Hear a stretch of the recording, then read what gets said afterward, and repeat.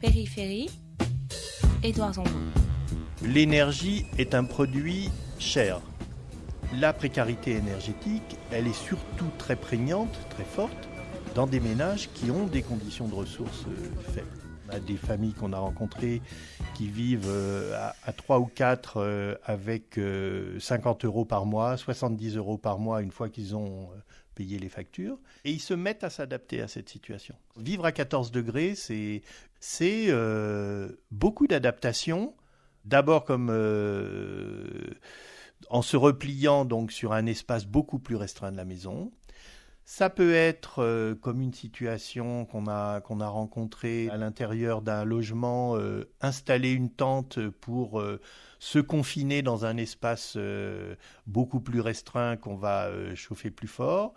C'est dormir tout avec des survêtements et donc ne jamais se déshabiller complètement. C'est se laver beaucoup moins. Voilà, c'est un ensemble de pratiques adaptatives. Bruno Maresca, sociologue, j'ai travaillé longuement dans un organisme qui s'appelle le CREDOC, le Centre d'études et de recherche sur les conditions de vie des Français. Et je mène actuellement des travaux de recherche sur la question de la précarité énergétique. La définition de la précarité énergétique, c'est de payer pour son énergie pour se chauffer plus de 10% de son budget. Or, en réalité, on rencontre très peu de gens qui sont dans cette situation, c'est-à-dire qui payent beaucoup en facture d'énergie, électricité ou gaz. En réalité, ils se restreignent tous dès qu'ils voient que la facture est élevée. Donc on a essentiellement des gens qui sont en restriction de chauffage. Quelle est la méthodologie de cette enquête ? Elle vous a mené où, cette enquête sur la précarité énergétique ? Alors la méthodologie de cette enquête, au départ, ça a été de chercher à rencontrer des ménages, des familles qui se trouvent dans des situations de précarité énergétique. Et donc de dépasser l'approche statistique qu'on a du phénomène, qui est de dire, si les gens dépensent trop d'argent pour se chauffer, ils sont dans une vulnérabilité à l'énergie.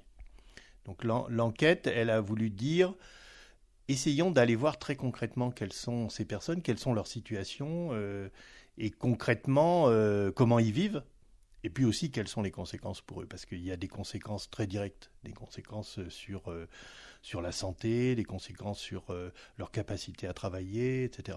C'est-à-dire que chez eux, quand vous rentrez chez eux, quand on est rentré chez eux et qu'on les a... on s'est rendu compte que les gens vivaient à 14 degrés, 15 degrés toute la journée. Quelles sont les conséquences directes sur la vie quotidienne de la précarité énergétique ? Il y a d'abord des conséquences sanitaires qui sont très notables.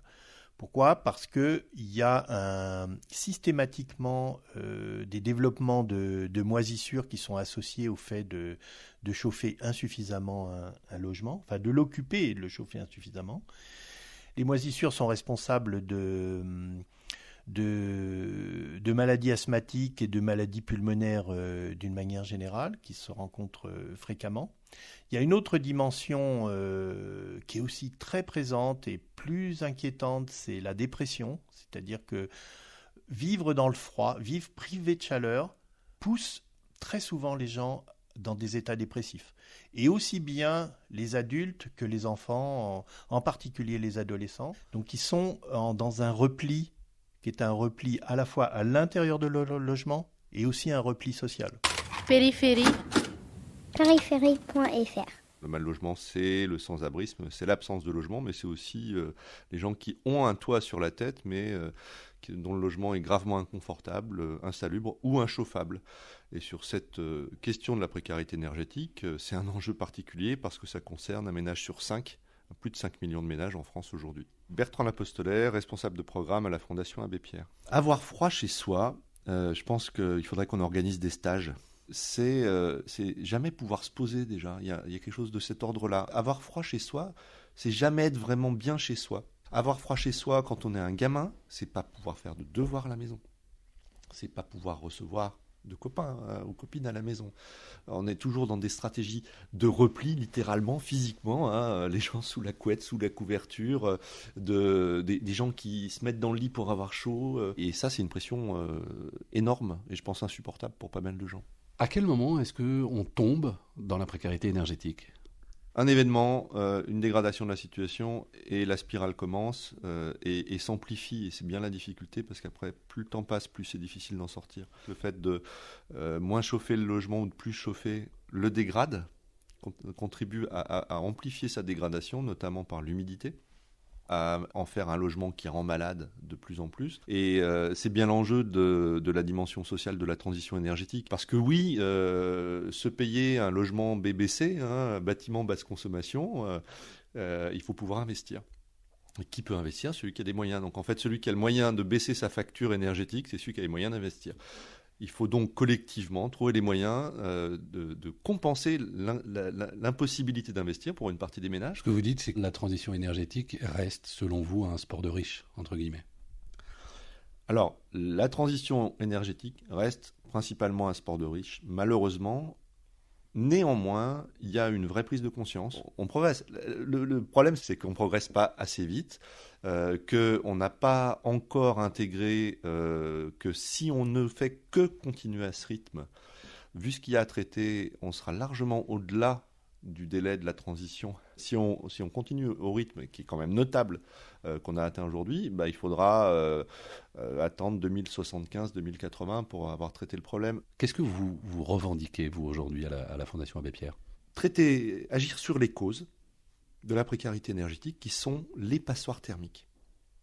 On a pas loin de 4 millions de passoires thermiques en France. Il faut travailler là-dessus parce qu'aujourd'hui, on peut impunément louer une pure passoire thermique. Ça, c'est plus possible.